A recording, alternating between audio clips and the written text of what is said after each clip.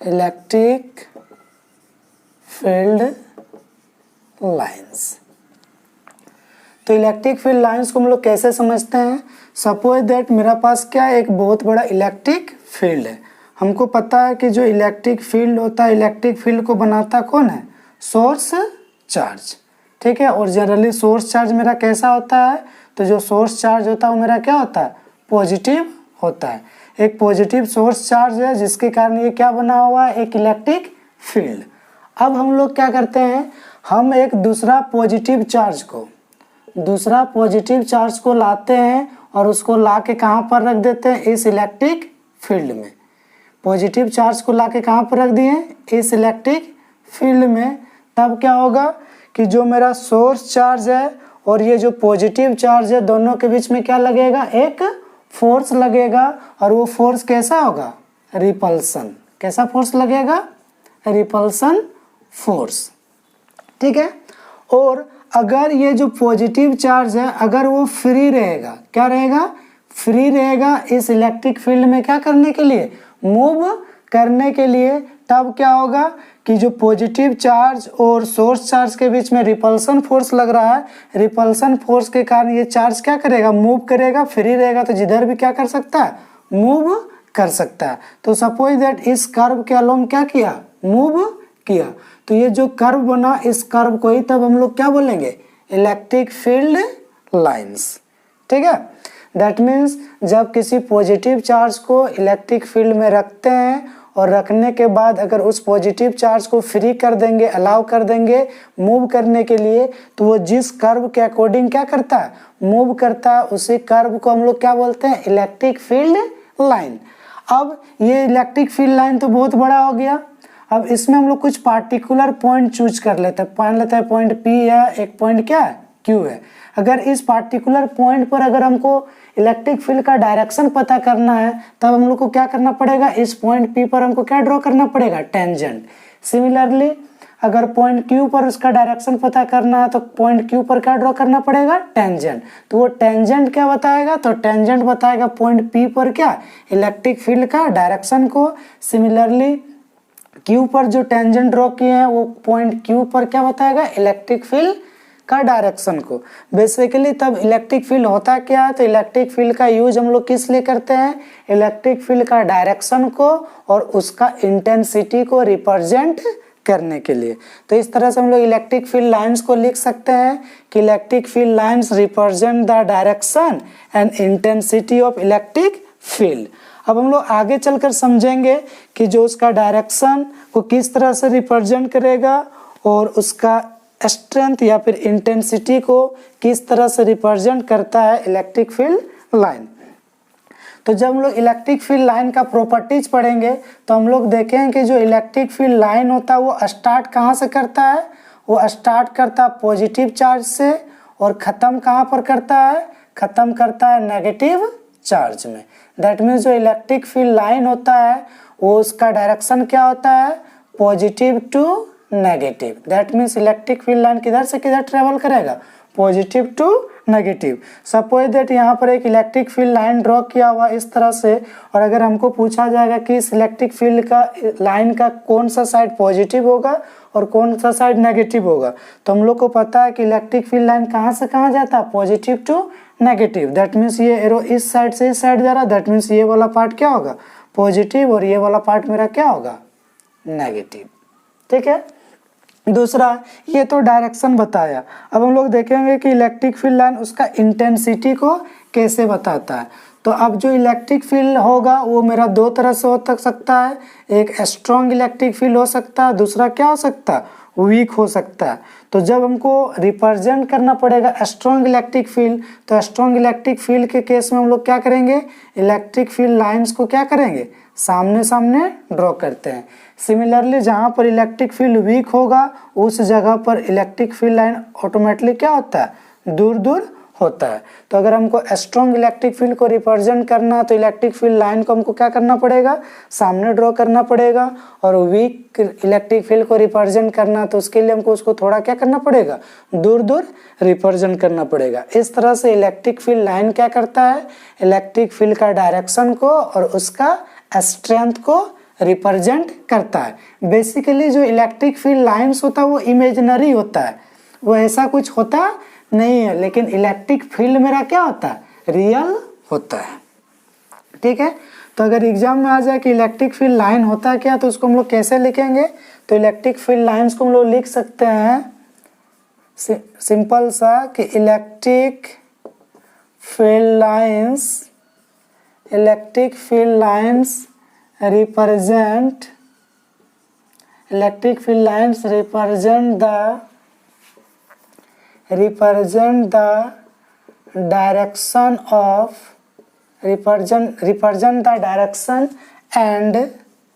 represent the direction and intensity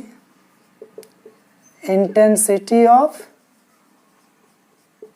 electric field. या फिर इसको हम लोग दूसरा कैसे लिख सकते हैं, तो अभी बताएं कि जब कोई पॉजिटिव चार्ज को इलेक्ट्रिक फील्ड में रख देते हैं और रखने के बाद उस पॉजिटिव चार्ज को फ्री कर देंगे मूव करने के लिए, तो वो जिस कर्व के अकॉर्डिंग क्या करेगा, मूव करेगा, वही कर्व मेरा क्या होता है, इलेक्ट्रिक फील्ड लाइंस। और उस कर्व के जिस पॉइंट पर डायरेक्शन निकालना, उस पॉइंट पर जो टेंजेंट ड्रॉ करते हैं वो टेंजेंट उस पॉइंट पर इलेक्ट्रिक फील्ड का क्या बताता है, डायरेक्शन को बताता है। अब हम लोग इसी में सीखेंगे properties of electric field lines. जो इलेक्ट्रिक फील्ड लाइंस होता है उसका क्या क्या प्रॉपर्टी हो सकता है। Properties of electric field lines, तो अभी हम लोग सीखे पहला प्रॉपर्टी क्या लिख सकते हैं, तो पहला प्रॉपर्टी होता है इलेक्ट्रिक फील्ड लाइन स्टार्ट कहाँ पर करता है, पॉजिटिव चार्ज पर, और ख़त्म कहाँ पर होता है, नेगेटिव चार्ज पर। They do not form close loop, इन लोग कभी भी क्या करता है, क्लोज लूप का फॉर्मेशन नहीं करेगा। और अगर सिर्फ एक ही चार्ज रहेगा तब क्या होगा, तो एक ही चार्ज के केस में या तो वो स्टार्ट करेगा या फिर एंड करेगा कहाँ पर, इन्फिनिटी में। जब सिंगल चार्ज होगा तो सिंगल चार्ज के केस में क्या होगा, इलेक्ट्रिक फील्ड लाइन या तो स्टार्ट करेगा इन्फिनिटी पर या फिर एंड कहाँ पर होगा, इन्फिनिटी पर। दूसरा क्या हो जाएगा, तो दूसरा उसका डिफिनेशन लिख सकते हैं कि electric field line represent the direction and intensity of electric field. तीसरा क्या लिख सकते हैं, तो two electric field lines never intersect to each other. Suppose that मेरा एक इलेक्ट्रिक फील्ड लाइन ये है पी क्यू और दूसरा इलेक्ट्रिक फील्ड लाइन मेरा क्या है, आर एस। अब क्या हुआ, दोनों इंटरसेक्ट कर गया, दोनों इंटरसेक्ट कहाँ किया, इस पॉइंट पर। तो इस पॉइंट पर अगर इस कर्व के आर एस के अकॉर्डिंग टेंजेंट ड्रॉ करेंगे तो इधर जाएगा, और पी क्यू के अकॉर्डिंग टेंजेंट ड्रॉ करेंगे तो इधर जाएगा।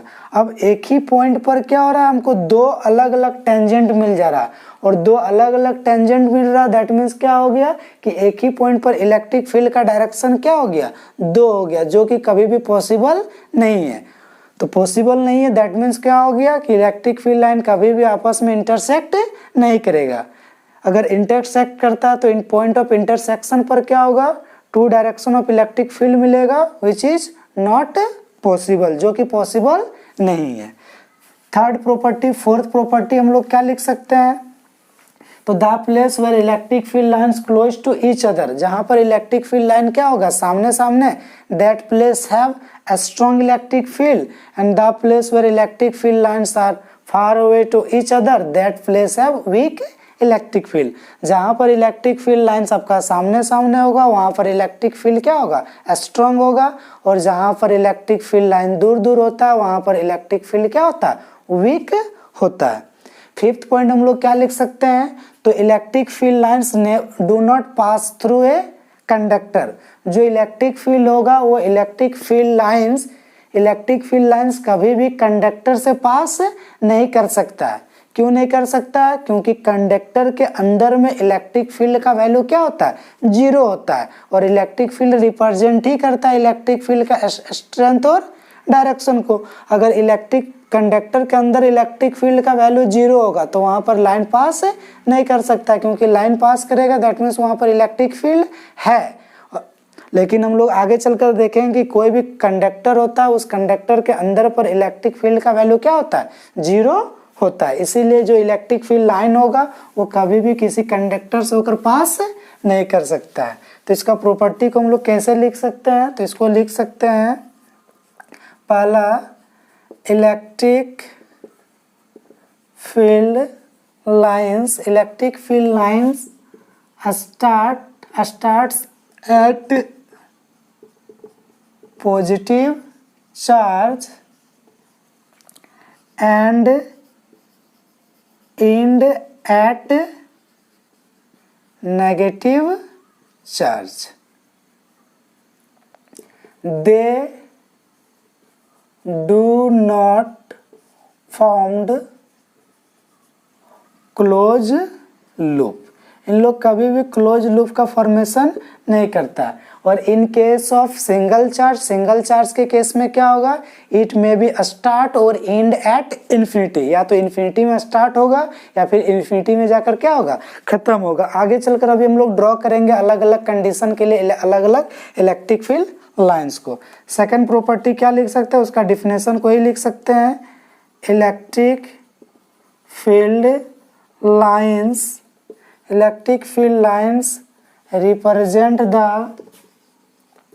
represent the direction and intensity of electric field. Third point क्या लिख सकते हैं, थर्ड पॉइंट में लिख सकते हैं, two electric field lines never intersect to each other। दो इलेक्ट्रिक फील्ड लाइन कभी भी आपस में इंटरसेक्ट नहीं करेगा, because if they intersect to each other then the point of intersection gives two direction of electric field which is not possible. Fourth property में हम लोग क्या लिख सकते हैं,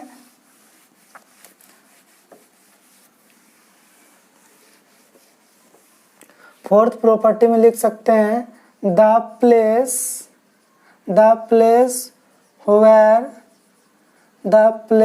where electric field lines close to each other, that place have a strong electric field. जिस जगह पर इलेक्ट्रिक फील्ड लाइंस क्या होता है, सामने सामने होता है, वहाँ पर इलेक्ट्रिक फील्ड क्या होता है, स्ट्रॉन्ग होता है। और इसी का जस्ट उल्टा क्या हो जाएगा कि the place where electric field lines far away to each other, that place have weak electric field। और जहाँ पर इलेक्ट्रिक फील्ड लाइंस क्या होता है, दूर दूर होता है, वहाँ पर जो इलेक्ट्रिक फील्ड होता है वो कैसा होता है, वीक होता है। दैट मीन्स अगर हमको स्ट्रॉन्ग इलेक्ट्रिक फील्ड को रिप्रेजेंट करना है तो उसके लिए इलेक्ट्रिक फील्ड लाइंस को क्या करना पड़ेगा, सामने सामने ड्रॉ करना पड़ेगा, और वीक के लिए क्या करना पड़ेगा, दूर दूर। नेक्स्ट पॉइंट क्या लिख सकते हैं, 7 electric field lines do not pass through a conductor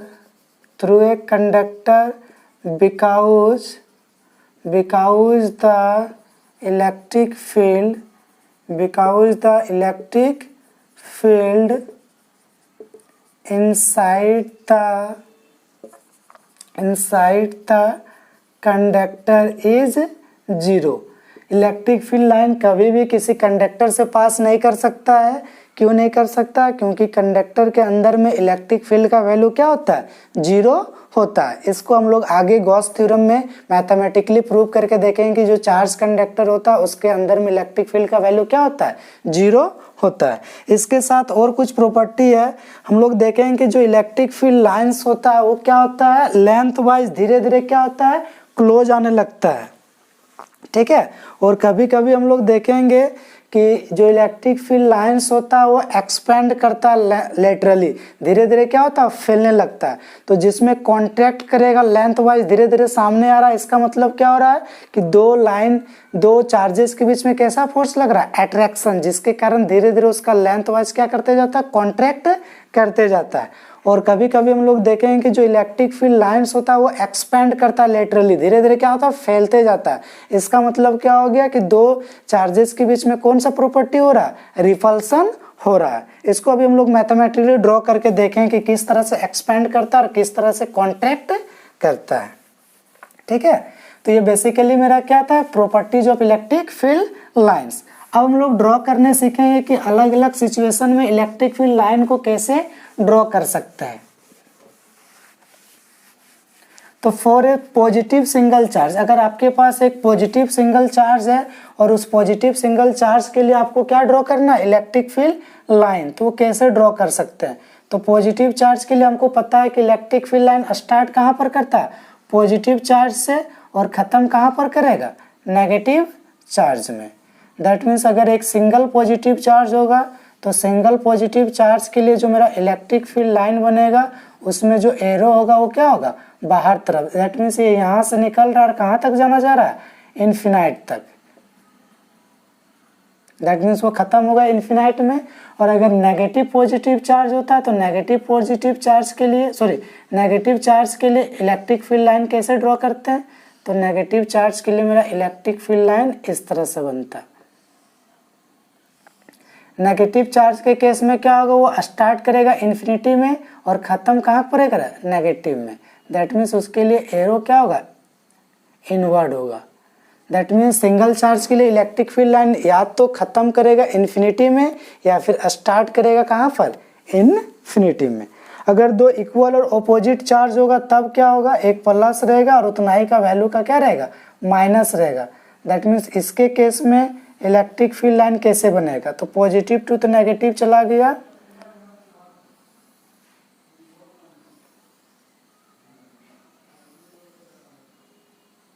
तो इसके लिए जो इलेक्ट्रिक फील्ड लाइन बनेगा वो इस तरह से बनता है।